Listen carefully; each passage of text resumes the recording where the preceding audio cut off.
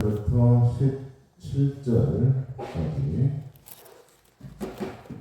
같이 보겠습니다. 그러므로 너희는 하나님의 택하사 거룩하고 사랑받는 것처럼 긍휼과 자비와 겸손과 온유와 오래 참음을 원했고 누가 누구에게 불만이 있거든 서로 용납하여 피차 용서하되 주께서 너희를 용서하신 것 같이 너희도 그리하고 이 모든 것 위에 사랑을 더하라. 이는 온전하게 되는 비밀 그리스도의 평강이 너희 마음을 주장하게 하라. 너희는 평강을 위하여 한 몸으로 부르심을 받았나니 너희는 또한 감사하는 자라 되라. 그리스도의 말씀이 너희 속에 풍성히 가하여 모든 죄로 피차하였으니 권면하고 시와 찬송과 신령한 노래를 부르며 감사하는 마음으로 하나님을 찬양하고 또 무엇을 하든지 말이나 일이나 다 주 예수 이름으로 하고 그를 힘입어 하나님 아버지께 감사하라. 오늘 말씀은 이 또한 감사하리라 라는 제목을 가지고 같이 은혜를 나누겠습니다. 추수의 계절입니다. 결실의 계절, 감사의 절기가 바로 추수 감사절이라고 할 수가 있습니다. 아무리 사소한 것이라도 정성을 다해 마무리를 잘하는 것이 그 무엇보다도 중요하다라고 말할 수가 있습니다. 아주 오랜 옛날 가난한 집신 장사 부자가 살았습니다. 나흘 동안 열심히 집신을 엮어서 5일장날에 가지고 가서 그 집신을 팔곤 했습니다. 그런데 아들의 집신은 하루 종일 팔아도 다 팔리지 않았지만 아버지의 집신은 가져놓자마자 금세 팔리는 것이었습니다. 뭔가 기술이 부족했던 아들은 계속 남은 집신을 다 팔 수 없었지만 아버지는 그 비법을 아들에게 끝내 가르쳐주지 않았다고 합니다. 세월이 흘러 아버지가 늙어 이제 병들어 숨을 거두기 직전에 마지막으로 아버지가 가쁜 숨을 몰아쉬며 자기 자신만의 비법을 아들에게 알려주었다고 합니다. 그 비법은 무엇이었을까? 뭐라고 했을까요? 아버지는 숨을 헐떡이며 털 그랬다. 무슨 말일까요? 집신을 엮고 나면 잔 가지들이 있어요. 잔 털을 제거해야만이 깨끗하게 집신을 심을 수가 있다는 그것이 바로 비법이었다는 것입니다. 마무리를 잘하는 것이 그만큼 결정적인 것입니다. 그래서 그런 말이 있죠. 디테일의 차이가 프로와 아마추어의 차이다. 마무리를 잘해야 돼. 아주 작고 사소한 차이가 결국 명품과 짝퉁을 만드는 것입니다. 그러므로 우리가 끝까지 책임지는 태도와 성실한 자세가 중요하다라고 볼 수가 있죠.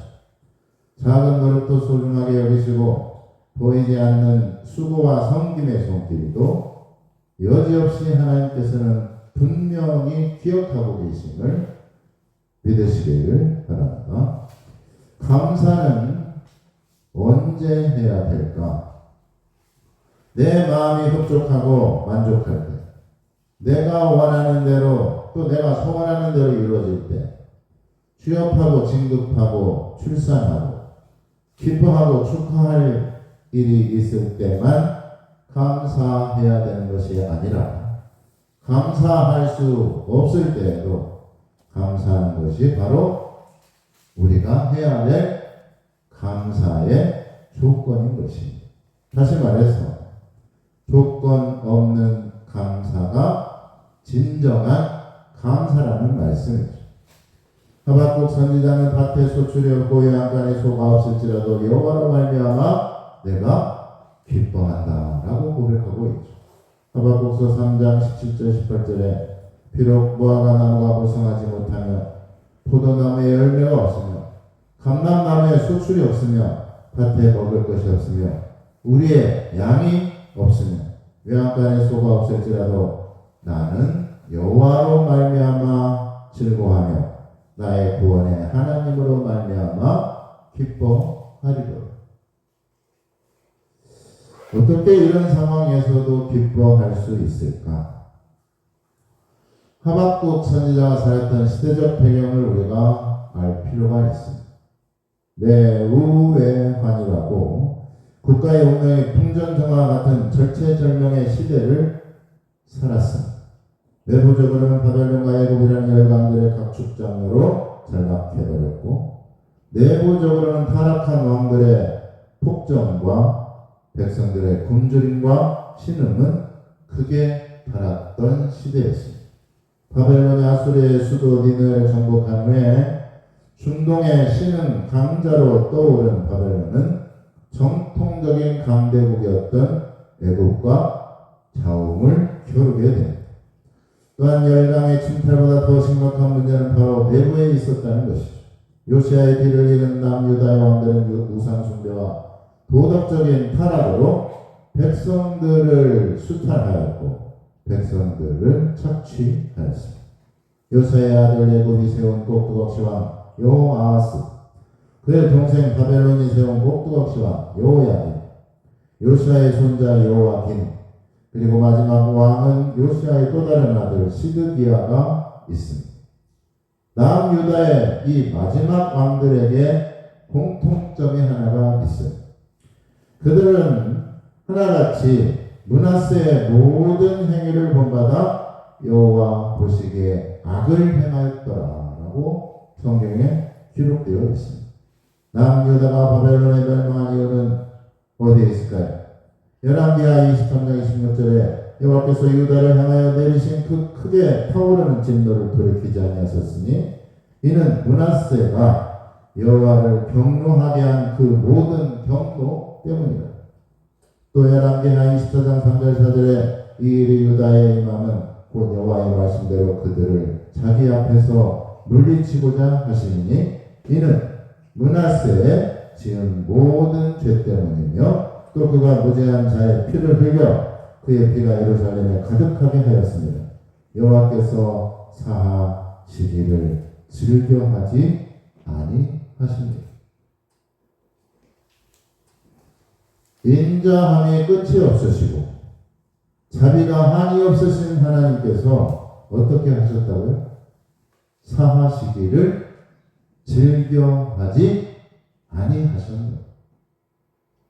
분노하셨다는 거죠. 진노하여서 그들을 징계했다는 것입니다. 얼마나 그 행위가 악하고 불의하였으며 또 그들이 얼마나 악질로 살아갔던가를 우리가 알 수가 있습니다. 남유다 왕조의 멸망에 대하여 이미 사무엘 선지자를 통해서도 오래전부터 경고하였을 뿐만 아니라 다윗왕과 솔로몬 왕에게도 눈의 거듭해서 경고하셨던 말씀이었습니다. 한마디로 남유다는 힘이 없어서 바벨론에게 멸망당한 것이 아니라는 얘기입니다. 하나님을 경외하는 믿음을 잃어버렸기 때문에 그들은 스스로 자멸했던 것이죠. 그래서 하박국 선지자가 뭐라고 말합니까? 의인은 믿음으로 말미암아 살리라는 말씀이 거기에서 나오는 것. 하박국서 2장 4절에 보라 그 마음은 교만하며 그 속에서 정직하지 못하나 의인은 그의 믿음으로 말미암아 살리라. 믿음은 끝까지 지키는 자가 구원을 받게 된다는 얘기죠. 결국 믿음을 상실하게 된다면 어떻게 될까요? 기쁨도 사라지고 또 감사도 사라지게 된다는 것입니다. 또한 열매가 있어야 됩니다. 선한 열매가 있어야 됩니다. 예수님께서 마태복음 7장 20절에서 21절에 보면 이러므로 그들의 열매로 그들을 알리라. 나더러 주여 주여 하는 자마다 천국에 들어갈 것이 아니라 다만 하늘에 계신 내 아버지의 뜻대로 행하는 자라야 들어가리라. 누가복음 6장 43절 45절에 못된 열매 맺는 좋은 나무가 없고 또 좋은 열매 맺는 못된 나무가 없느니라. 나무는 각각 그 열매로 하나니 가시나무의 무화과를 또는 찔레에서 포도를 따지 못하느니 선한 사람은 마음에 쌓은 선에서 선을 내고 악한 자는 그 쌓은 악에서 악을 내나니 이는 마음에 가득한 것을 입으로 말하니. 선한 열매를 맺기 위해서는 하나님의 말씀을 믿고 하나님의 선하신 뜻대로 살아가야 됩니다. 따라서 한번 해볼까요? 선한 열매를 맺자. 선한 열매를 맺자. 하나님의 말씀의 능력은 우리를 바르게 하고 의로 교육하기에 합당한 말씀입니다. 디모데후서 3장 15절 17절에 또 어려서부터 성경을 알았나니 성경은 능히 너로 하여금 그리스도 예수 안에 있는 믿음으로 말미암아 구원에 이르는 지혜가 있게 하느니라. 모든 성경은 하나님의 감동으로 된 것으로 교훈과 책망과 바르게 함과 의로 교육하기에 유익하니 이는 하나님의 사람으로 온전하게 하며 모든 선한 일을 행할 능력을 갖추게 하려 함이라. 하나님의 말씀을 떠나서는 선한 능력을 행할 수가 없는 것이에요. 특히 우리가 주의 깊게 들어야 될 말씀은 하나님의 경고와 책망의 말씀을 우리가 주의 깊게 들어야 됩니다. 그렇지 않을 때는 우리는 경건을 잃어버릴 것이고 고난의 유익을 상실할 수밖에 없다는 것이죠. 경고라는 말은 히브리 말로 마사라고 하는데 그 뜻은 무거운 짐이라는 의미가 있습니다. 하나님의 준엄한 심판을 뜻하는 것이죠. 죄의 삭은 사망이기에 반드시 죄를 회개하지 않을 때는 멸망할 수밖에 없습니다. 나라도 그렇고 민족도 그렇고 개인도 멸망할 수밖에 없습니다. 그러므로 우리가 살 길은 오직 하나님 앞에 회개하는 길밖에는 없죠. 오직 회개하고 돌이켜야만이 살 길이 주어지는 것입니다. 하나님께서 자신의 백성을 살리시기 위해 수도 없이 반복해서 수차례 백성들에게 경고하였으며 예언자와 선지자를 보내서 경고하시는 이유가 과연 어디에 있었습니까? 왜 선지자나 예언자들이 회개하고 돌이키라고 말하고 있을까요? 옷을 찢지 말고 마음을 찢어라. 왜 그런 말을 했을까요? 돌이켜야만이 살 길이 있기 때문에 그렇습니다. 살 길은 회개하고 돌아서는 것입니다. 기회를 주는 것이죠. 그러므로 우리가 역사의 교훈을 잊지 말아야 됩니다. 멸망의 길을 똑같이 되풀이해서는 안 된다는 얘기입니다.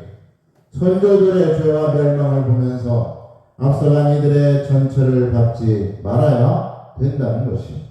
반면 교사로 삼아야 되는 것이죠. 하나님을 경외하는 삶으로 돌이켜 회개하라고 끊임없이 촉구했지만 불행하게도 인간의 불순종의 역사는 어김없이 죄를 반복하며 하나님의 뜻을 거역하는 것을 우리가 볼 수가 있습니다. 그러나 분명하게 우리가 깨달아야 될 중요한 사실 가운데 하나는 하나님의 심판의 목적은 멸망이 아니라 회개를 통한 구원이라는 사실을 믿으시길 바랍니다. 그래서 암탉이 알을 품는 것처럼 오래 품으시고 오래 참으시고 오래 기다리시는 분이 바로 하나님이시라는 얘기입니다. 반면에 우리가 또한 영원히 회개하지 않고 우리가 돌이키지 않는다면 어떻게 될까요? 결국 스스로 자멸할 수밖에 없다는 것입니다.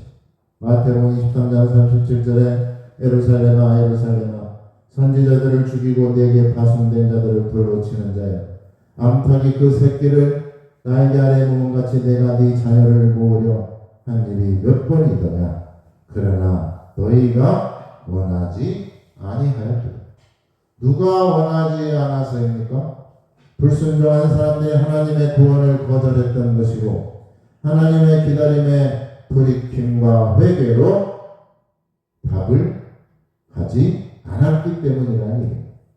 다시 말해서 하나님께서는 끊임없이 돌이키라, 끊임없이 돌아오라고 말을 했지만 결국 그 말을 듣지 않았던 사람의 죄악 때문이라는 얘기입니다. 베드로후서 3장 9절에 주의 약속은 어떤 이에 더디다고 생각하는 것 같이 더딘 것이 아니라 오직 너희를 위하여 오래 참사 아무도 멸망치 않고 다 회개하기에 이르기를 원하시는데, 그러므로 심판이 더디다고 방심하지 말고 우리가 오만해서는 안 돼요. 아직 기회가 남아있을 때 빨리 회개하는 것이 가장 현명하고 빨리 하나님께 돌아서는 것이 가장 지혜로운 것입니다. 또한 왜 악한 세상을 심판하지 않고 하나님께서는 악인들을 왜 속아내지 않았는지 불평하거나 불만을 품지 말고 끝까지 믿음을 지키고 마음을 지키는 것이 바로 생명을 지키는 것입니다. 손으로 악을 이기라고 말씀합니다. 악한 데 미련하고 선한 곳에 지혜로워야 된다라고 말씀하고 있죠. 악한 곳에는 빠르게 물들고 선한 일에는 더뎌서는 안 된다는 말씀입니다. 그래서 더디다고 낙심하지 말고 믿음에 굳게 서서 연단하고 참고 인내할 때 우리에게 소망이 주어지는 줄 믿으시길 바랍니다. 돌이키지 않고 회개하지 않는 것은 마음이 완악하고 완고하기 때문이며 결정적으로 강팍하고 교만하기 때문이랍니다. 교만은 결국 망하는 지름길, 교만은 패망의 선봉이요 넘어짐의 앞장이라고 잠언에서 말씀하고 있죠. 그래서 앞서 말했던 하박국 선지자의 두 가지 경고의 메시지가 있습니다. 첫 번째 경고는 남유다의 멸망에 대한 경고인 것입니다. 하나님을 거역하고 불의하게 행했던 왕과 패역한 백성들은 결국 심판을 면할 수가 없다는 얘기입니다. 그렇지만 신실하신 하나님께서는 믿음을 지킨 남은 자를 마침내 끝내 구원하여 주신다는 메시지. 심판과 구원의 양면성을 볼 수가 있는데, 타락한 예루살렘이 무너져야 거룩한 새 예루살렘 성이 세워진다는 것입니다. 불의한 지도자의 통치가 끝나야 신실하고 정직한 지도자의 통치가 시작된다는 것입니다. 부패한 나라와 정치가 무너져야 그리스도의 나라가 임하게 되는 것입니다.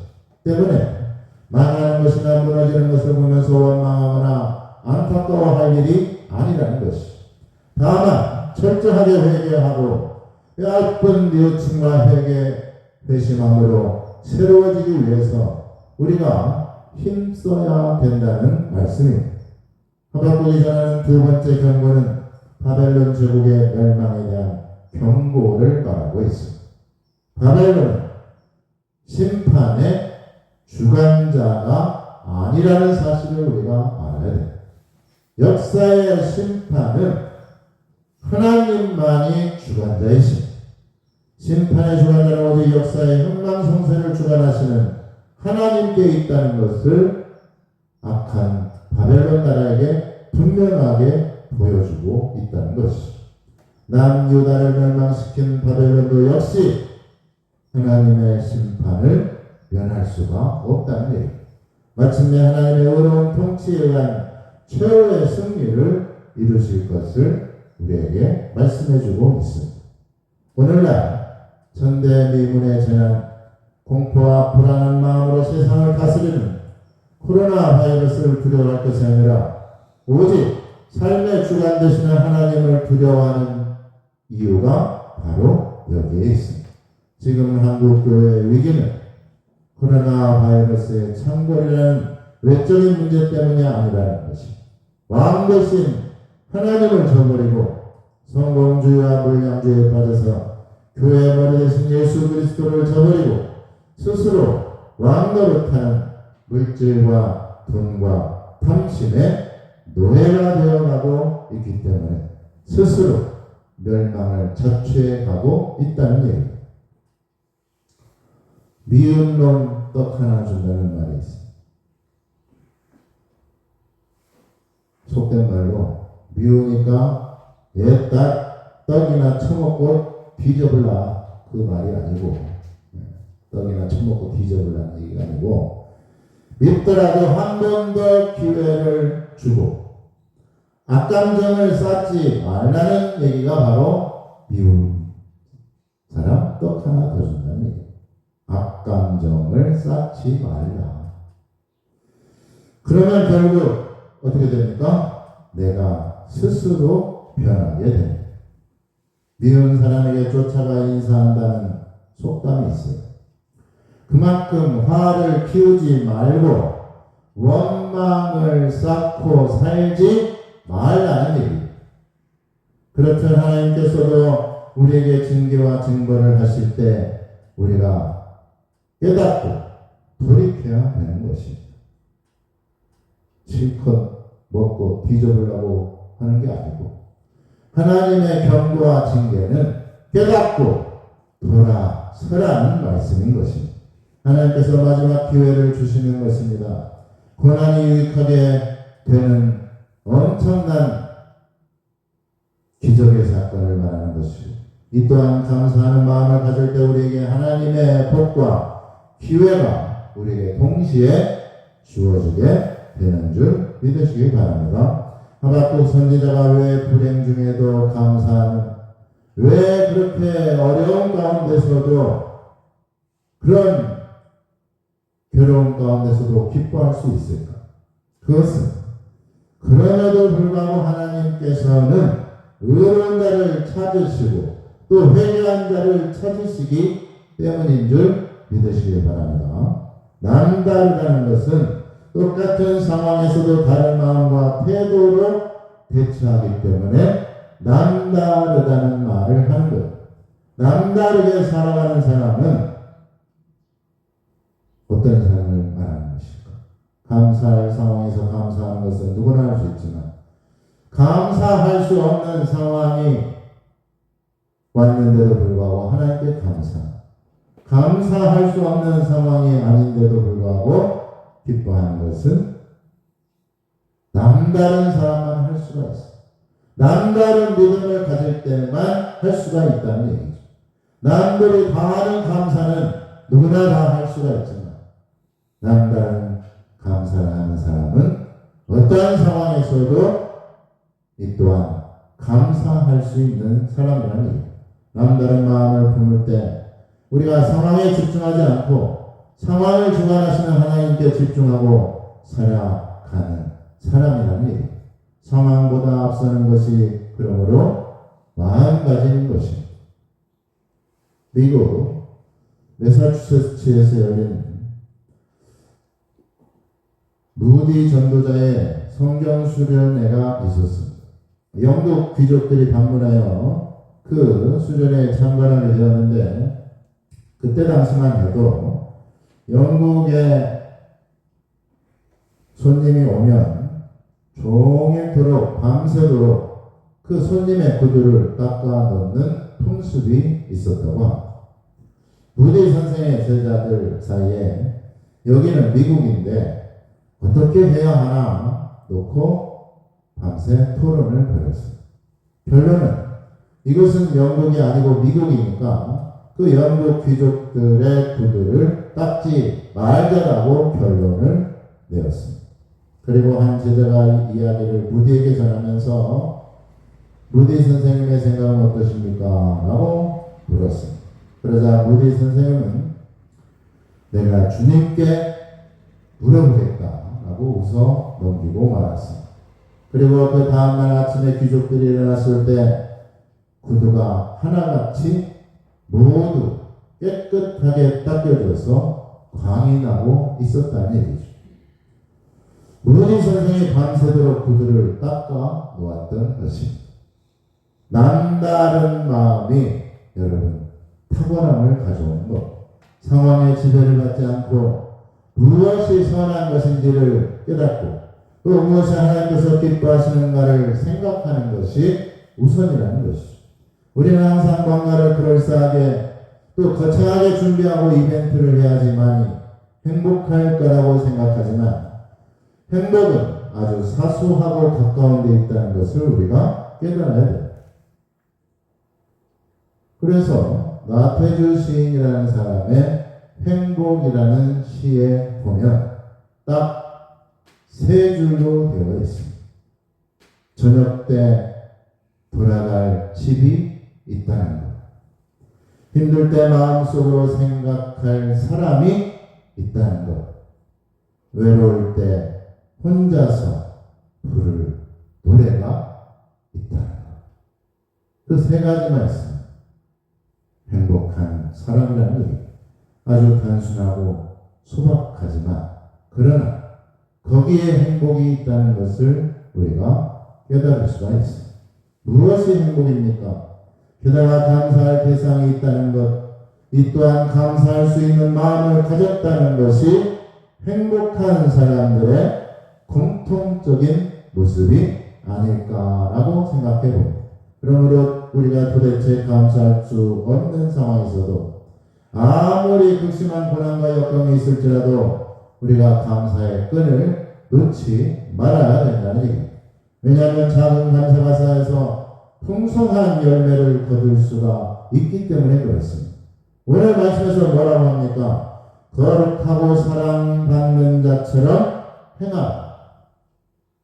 거룩하지 않고 미움받는 자처럼 행하지 말고 거룩한 자처럼 사랑받은 자처럼 행하라. 서로 용납하고 용서하라는 말씀이죠. 그리고 모든 것 위에 사랑을 더하라.